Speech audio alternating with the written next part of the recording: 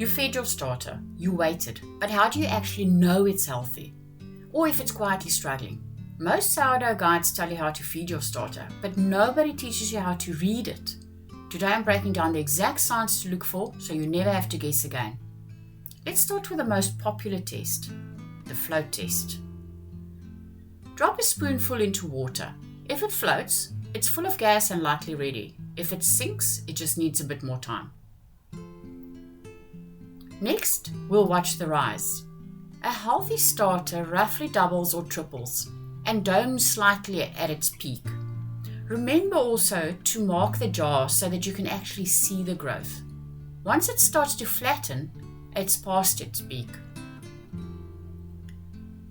Texture matters too. Look for small, even bubbles throughout and a light, moussey consistency, not thin or watery. Let's give it a smell test, so smell it. Tangy and yeasty is healthy. Sharp like vinegar means it's hungry. Musty or off, it might be time to start fresh. And then timing. Most starters peak 4 to 8 hours after feeding, depending on your kitchen's temperature. So to recap, float, rise, bubbles, smell, timing. 5 signs and you'll always know exactly where your starter stands.